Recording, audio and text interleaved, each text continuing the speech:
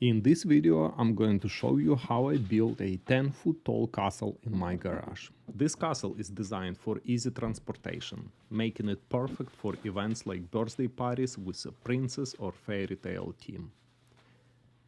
Whenever I work with plywood, I like to lay it down on an insulation foam board. You can find it in your local hardware store.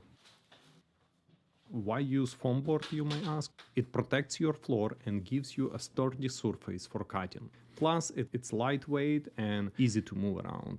The plywood I'm using for this project is a birch plywood. It's my go-to choice because it's strong, looks great, and it's reasonably priced. You can pick it up from most hardwood suppliers. These sheets typically come in standard size of 4 by 8 feet, so I will need to cut it down to dimensions I need.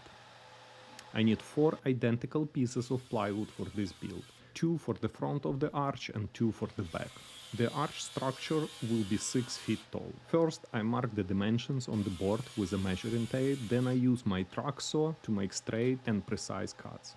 If you don't have a track saw, no problem. You can use a circular saw with a guide, or even a simple straight piece of wood to help you cut straight lines. It's important to measure twice before you cut. This ensures everything matches up later. I start by finding the center point of the board. This will be my pivot point for drawing and cutting the arch. I like to connect the boards with a scrap wood to keep them stable while cutting. When aligning the boards, make sure all edges are flush. Even small misalignment can create issues during assembly. Always double checking my measurements before making cuts. I love using my compact router with a circle cutting jig from Jasper for this step. The jig makes it super easy to create a perfect arch. After attaching jig to my router, I insert the pivot pin at the center point and cut the top half of the arch. After cutting the first 2 boards, I repeat the process for the other 2. If you don't have a router or a jig, don't worry. Here is a simple alternative. Grab a long ruler or stick, place a nail at the center point of the board and attach other end of the ruler to the nail. Use this setup to draw your arch, then cut along the line with a jigsaw. It might take a little longer, but the results will still be great. If the edges aren't perfectly smooth, you can clean them up later with a sandpaper or sanding block. Also, I need to prepare 2 more pieces for the side walls of the arch. The thickness of this arch structure will be 12 inches, so I'm going to use 2 leftovers from earlier and trim them to 11 inches wide. So with the thickness of front board ½ inch and back board, I'm going to have 12 inches thickness later on. Now I have 4 identical arch pieces. 2 will form the front and 2 will form the back of the 3D arch. Okay, now it's time to put them together. If you don't have a workbench, don't worry. You can absolutely do this on the floor. I used the floor for years before finally building a table for myself, so it's totally doable. Just make sure you are working on a flat, stable surface. First, I will attach the side walls. To make assembly easier, I use these small plastic corner clamps to hold everything in place while I work. These are lifesavers if you're working alone. They keep everything aligned and steady. To attach the pieces, I use wood glue along the edges. I like to use Titebond 3 wood glue, which is the best in my opinion. I'm using my DeWalt cordless nailer here to attach the side walls. If you don't have a nailer, screws will work just fine. But nails and glue provide plenty of strength for this build, and it's much faster. I'm adding the support pieces inside the arch. I space them about 12 inches apart.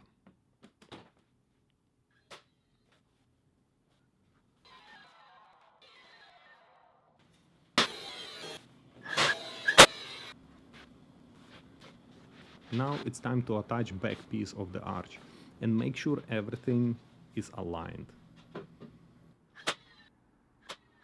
First part of the arch is complete. Okay, let's take a look.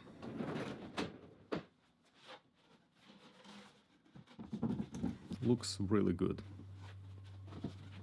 Now I need to attach those additional pieces of wood for the bottom and the top. Before attaching these pieces, I will measure and cut out the middle to make it more stable. After cutting, I'm going to round off any sharp edges with a router and a curved bit. Even though these parts are less visible, I like to make everything look neat and professional.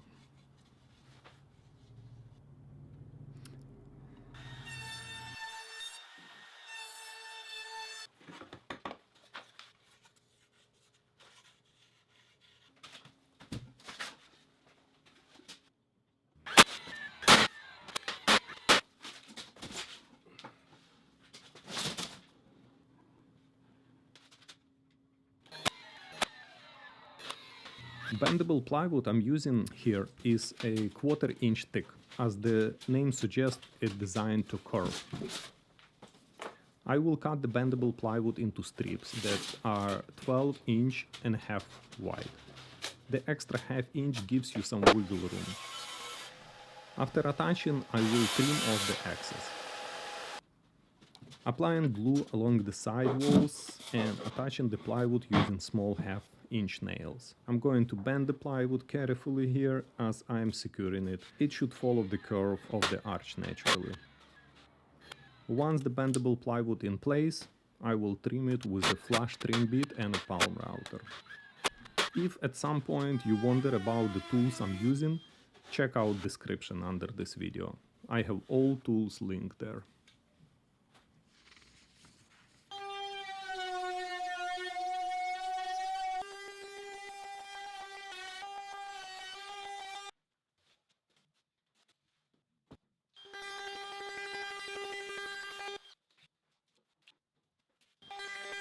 Now let's build a battlement with merlons and crenels. After finishing the arch, I'll need to measure the top part. The final section of my arch should be about 72 inches across. This top middle part will slide onto the arch from above, kind of like a hat. So I'll need to make the inside measurement slightly larger than 72 inches for easy fit. Now the width of the arch is 12 inches, but to give the castle more dimensions and that cool 3D effect, I'm going to tweak it and make it a little bit bigger. It's pretty much just a box with opening on the bottom.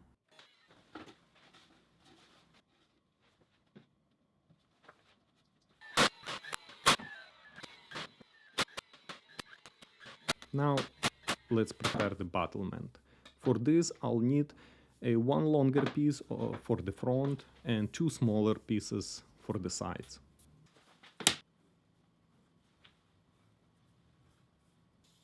With a jigsaw I'm going to cut out the crenels.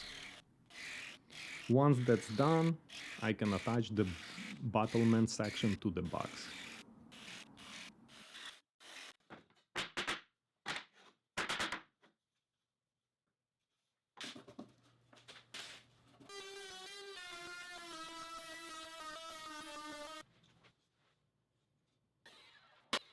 Now here is the result.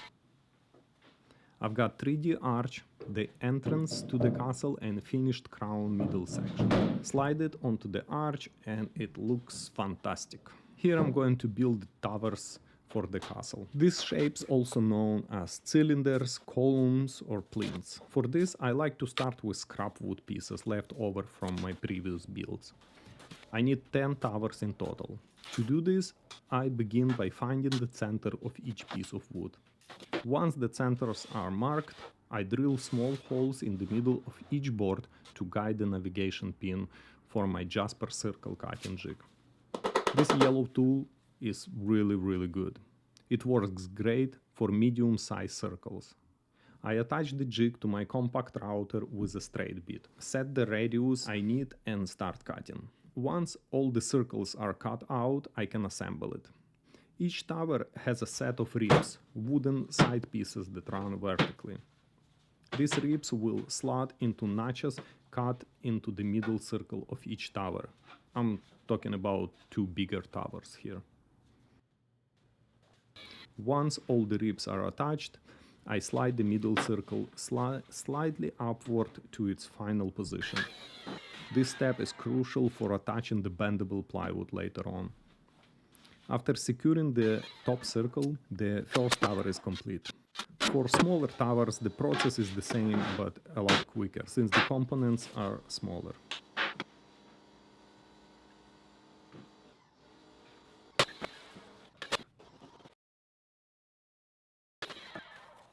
The circle on both ends of each tower create a solid structure and provide a surface for attaching the bendable plywood. Okay, let's wrap cylinders with bendable plywood to create the towers for the castle. You won't typically find this at standard construction stores, but local hardwood dealers often carry it. Just Google in your area hardwood dealers, give them a call and ask them if they have bendable plywood in stock.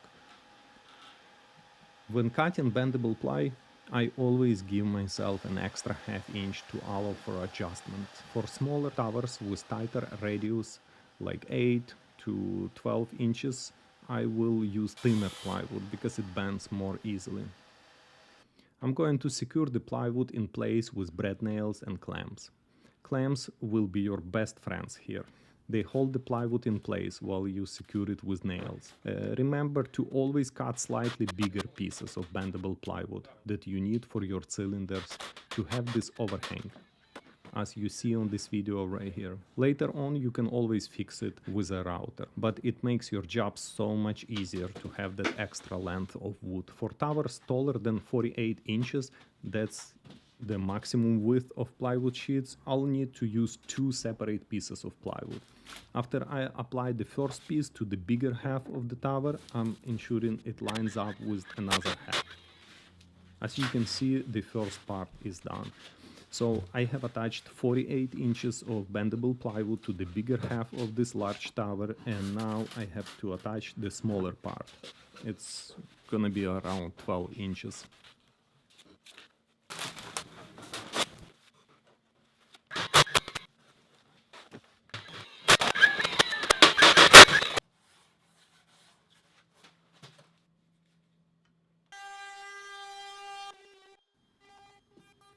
Now I'm going to make pointy pentagon-shaped roofs. I will need a total of 5 roofs, 3 large and 2 small ones. For this project I'm using half-inch birch plywood, which I use for most of my builds. I have already prepared a sheet of plywood and cut it down to the necessary size for the triangles. I need 5 for each roof. Using my track saw, I set the guide, make the first cut to form one side of the triangle, then measure and cut the second size to complete it. This method is precise, efficient, and minimizes waste. Once I get started, I can keep cutting triangles back to back until I have all 15 triangles for the large roofs. Okay, now to assemble the pentagon-shaped roofs, I need to cut each side of the triangles under angle. Here I made a simple jig with the handle and a guide strip underneath. This allows me to repeatedly cut identical triangles quickly.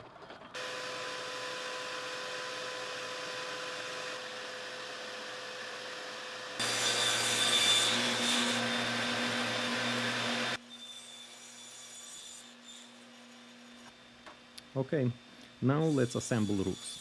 I will lay 5 triangles flat on a workbench, using painter's tape to secure the edges, forming the roof shape.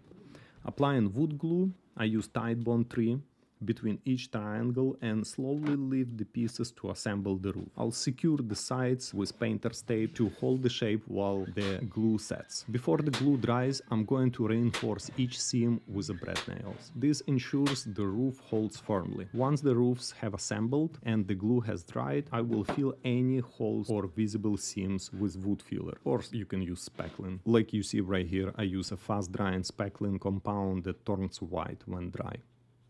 It's gonna be painted over anyway. Next, I cut pentagon-shaped bases for the roofs, again from the scrap plywood. Trace the roof's bottoms on the plywood, mark alignment point, and cut out the base. And secure it with the brad nails from underneath.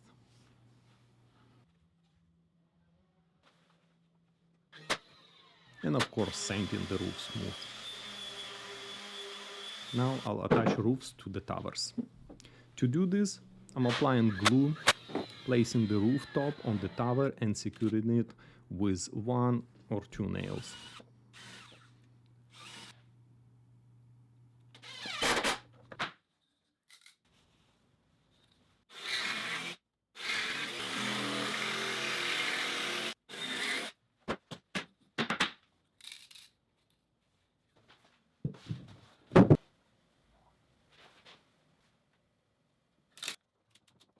Once the roofs are attached, I'll connect the smaller towers with roofs to slightly larger towers.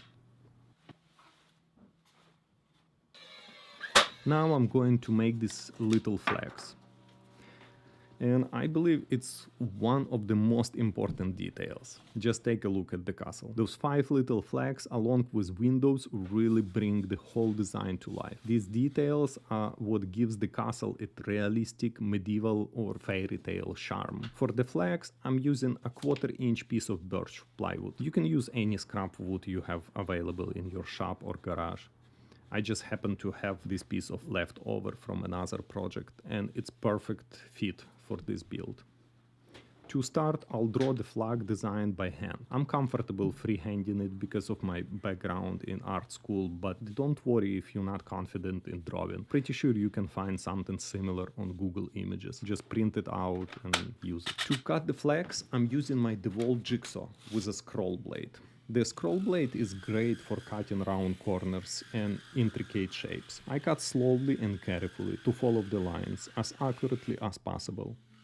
While the video might make it seem quick, in reality it takes me time to ensure precision. Even if it's not perfect, that's okay. I'll sand them later anyway. Sanding is gonna remove all imperfections, sharp corners and splinters, giving the piece a polished, finished look. And of course that's a benefit of working with wood. After cutting and sanding the first flag, I use it as a template to trace and cut out 4 more flags. Altogether, I will need 5 of them.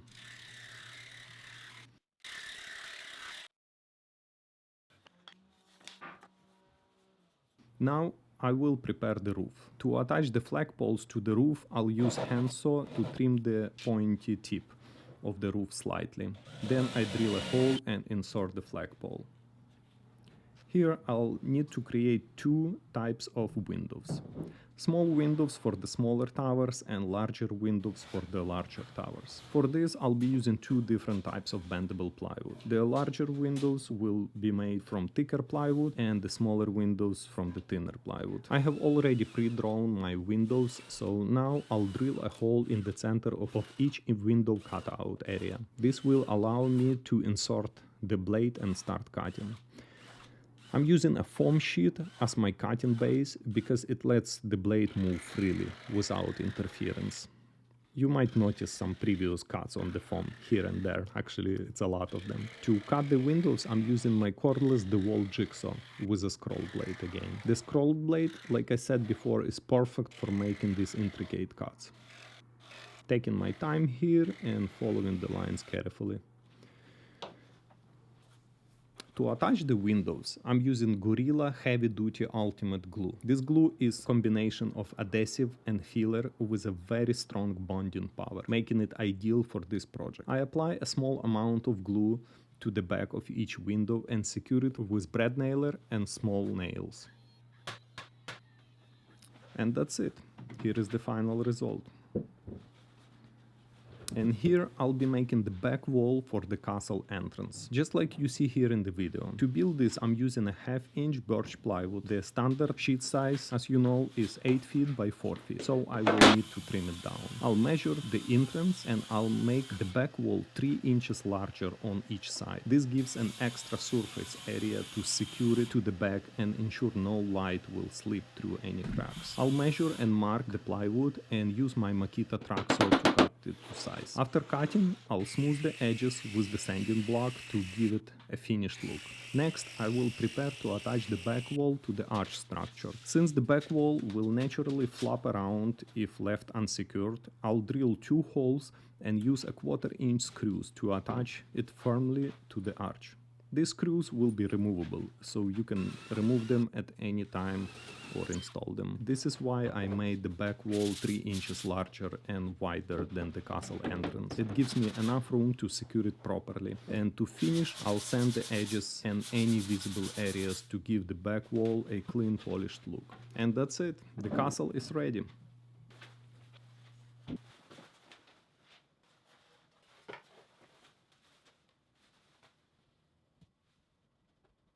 And here is one of the examples of painted castle. If I would paint it, I would add more details probably and different shades, like for windows, flags and battlement, but this looks really good too.